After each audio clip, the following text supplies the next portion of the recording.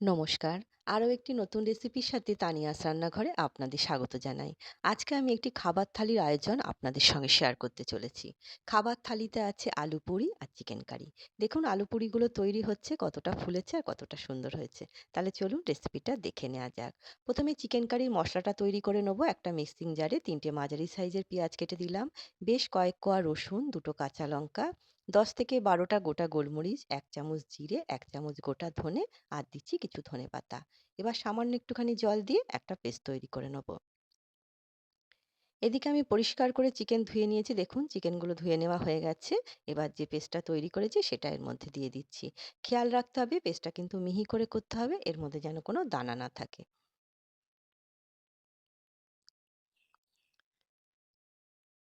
এবার আমি এর মধ্যে স্বাদ অনুসারে নুন দিচ্ছি আর হাফ চামচের মতো হলুদ দিচ্ছি। খুব বেশি হলুদ ব্যবহার করতে হবে না।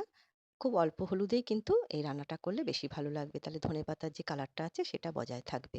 এবার খুব ভালো করে ম্যারিনেট করে নিচ্ছি। যত ভালো করে ম্যারিনেট করে নেওয়া যাবে তত কিন্তু খেতে বেশি ভালো লাগবে। এবার ঢাকা দিয়ে আমি ১.৫ থেকে ২ ঘন্টা ফ্রিজে কিন্তু এই চিকেনটা রেখে দেবো। তাহলে কিন্তু মশলাটা পুরো চিকেনের মধ্যে ঢুকে যাবে আর খেতে কিন্তু বেশ ভালো লাগবে। এখন চিকেনটা তৈরি করছি। কড়াইয়ে তেলের মধ্যে একটা তেজপাতা ভেঙে দিলাম আর গোটা গরম মসলা দিলাম। একটুখানি ফোড়নটা ভেজে নিচ্ছি। নিয়ে এবার দেখুন চিকেনটা আমি ফ্রিজ থেকে বার করে নিয়েছি। চিকেনটা এর মধ্যে দিয়ে দিচ্ছি। এইভাবে একবার চিকেন রান্না করে দেখবেন, খেতে কিন্তু বেশ ভালো লাগে। মসলাটা একদম চিকেনের মধ্যে ঢুকে যাবে। চিকেনটা কিন্তু খেতে অসম্ভব সুন্দর লাগে আর রান্নাটা করতেও কিন্তু খুব কম সময় লাগে। এবার খুব ভালো করে কষিয়ে নিচ্ছি। সমস্ত কিছু খুব ভালো করে মিশিয়ে আমি কষিয়ে নেব।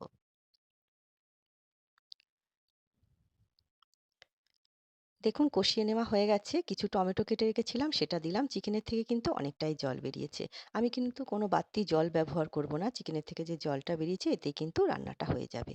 এবার ঢাকা দিয়ে রান্নাটা করে নিচ্ছি। রান্নাটা প্রায় হয়ে এসছে। চিকেনটা কিন্তু সেদ্ধ হয়ে গেছে। দেখুন খুব সুন্দর একটা গন্ধ বেরোচ্ছে। এই চিকেন কারিটা অবশ্যই একবার ট্রাই করে আপনারা দেখতে পারেন। এবার এর মধ্যে নামানোর আগে দেবো একটুখানি গরম মসলা। গোটা গরম মসলা ফোড়নে দিয়েছিলাম, সামান্য একটুখানি গরম মসলা দিলাম। তাহলেই তৈরি হয়ে গেল দুর্দান্ত স্বাদের চিকেন কারি। খেতে কিন্তু অপূর্ব সুন্দর হয়। অবশ্যই একবার ট্রাই করে আপনারা দেখতে পারেন। আর এইভাবে চিকেন কারি করলে তৈরি করতেও কিন্তু খুব কম সময় লাগে। ম্যারিনেট করে আগে ফ্রিজে রেখে দেবেন। তারপর যখন তৈরি করবেন ফ্রিজ থেকে বার করে তৈরি করবেন। দেখবেন খেতেও বেশ ভালো লাগবে আর সময় কিন্তু খুব কম লাগে। চিকেন কারিটা আমাদের রেডি হয়ে গেছে। এবার আমি আলু পুরি তৈরি করার জন্যে একটা বোলের মধ্যে আমি নিচ্ছি ২ বাটি ময়দা। একটা আলু আমি আগে থেকেই সেদ্ধ করে রেখেছিলাম। একটা গ্রেটারের সাহায্যে আলুটা এইভাবে গ্রেট করে দিয়ে দিচ্ছি। আপনারা চাইলে কিন্তু এটা আটা দিয়েও তৈরি করে নিতে পারেন।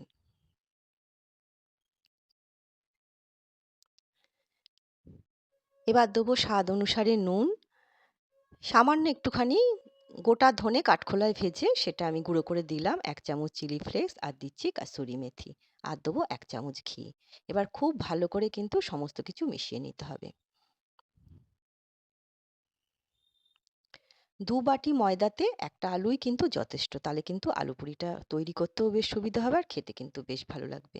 এবার অল্প, অল্প করে জল দিয়ে আমি ময়দাটা মেখে নিচ্ছি। আমি কিন্তু নরমাল জল দিয়ে ময়দাটা মাখছি, কোনো গরম জলের প্রয়োজন নেই। আর ময়দাটা কিন্তু খুব নরম করে মাখলে হবে না। একটু যেন শক্ত ভাব থাকে। তাহলে কিন্তু আলু পুরিটা তৈরি করতে বেশ সুবিধা হবে। এবার সেখান থেকে লেচি করে নিলাম। আর দেখলেন ১ বাটি থেকে সামান্য একটু জল রেখেছে কিন্তু ময়দাটা মাখতে। খুব বেশি জলের প্রয়োজন পড়েনি। এবার হালকা হাতে আমি একটা লেচি নিলাম, লেচিটা বেলে নিচ্ছি। খুব হালকা হাতে কিন্তু এইভাবে বেলে নিলেই খুব সহজে কিন্তু আলু পুরিটা বেলে নেওয়া যাবে। দেখুন বেলে নেওয়া হয়ে গেছে। ধারগুলো দেখুন কতটা পাতলা হয়েছে। ধারগুলো যদি পাতলা হয় না তাহলে কিন্তু খুব ভালো ফোলে বা ফোলানো যায়। লুচিই বলুন আর যেকোনো জিনিসই বলুন। আমি কয়েকটা বেশ বেলে নিয়েছি। এদিকে তেল খুব ভালো মতো গরম হয়ে গেছে। কড়াইয়ের ঠিক মাঝখানে আমি আলু পুরি ছাড়লাম। এবার ছাঁচি দিয়ে হালকা হাতে একটুখানি তুলে দিলাম, তাহলে কিন্তু খুব সহজেই আলু পুরিটা ফুলে উঠবে। দেখুন কি সুন্দর ফুলে উঠছে।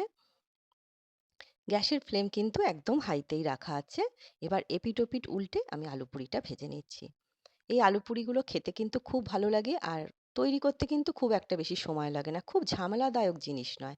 অবশ্যই একবার ট্রাই করে দেখবেন। আশা করছি ভালো লাগবে। দেখুন কতটা ফুলেছে আর কতটা সুন্দর হয়েছে। তেলটা যেন খুব ভালো মতো গরম থাকে, তাহলে কিন্তু লুচি, পুরি যেটাই আপনারা তৈরি করুন না কেন, খুব ভালো মতো কিন্তু ফুলবে। আবারও আমি আরেকটা পুরি ছাড়লাম। দেখুন একই পদ্ধতিতে আমি ছাঁচি দিয়ে একটুখানি তুলে দিই, তাহলে কিন্তু খুব ভালো, খুব তাড়াতাড়ি ফুলে ওঠে। তাহলে খুব তাড়াতাড়ি কালারটা ধরে যাবে না। আর এপিঠ-ওপিঠ করে উল্টে আমি ভেজে নিচ্ছি। ভাজাটাও কিন্তু খুব সুন্দর হবে, একদম লাল করে কিন্তু কালারটা আসবে না। যাতে দেখতে বেশ ভালো লাগে। এবার আমি পরিবেশন করছি। থালার মধ্যে আমি নিয়ে নিলাম ৪ টে আলু পুরি আর নেব চিকেন কারি। চিকেন কারিটা কিন্তু দুর্দান্ত একটা রেসিপি। অবশ্যই আপনারা ট্রাই করে দেখবেন। আশা করছি আপনাদের ভালো লাগবে। বাড়িতে তৈরি করে যদি আপনাদের ভালো লাগে তবেই আমাকে ছোট্ট একটা কমেন্ট করে জানাবেন আপনাদের কেমন লাগলো। আর তার সাথে অবশ্যই আলু পুরিটাও তৈরি করবেন। খেতে কিন্তু বেশ ভালো হয়েছিল। আর ১ গ্লাস জল তো আছেই। আজকের এই ছোট্ট আয়োজন আপনাদের কেমন লাগলো ছোট্ট একটা কমেন্ট করে অবশ্যই জানাবেন। আজ তবে এই পর্যন্তই। দেখা হবে পরের একটি নতুন রেসিপির সাথে। সবাই সুস্থ থাকবেন, ভালো থাকবেন।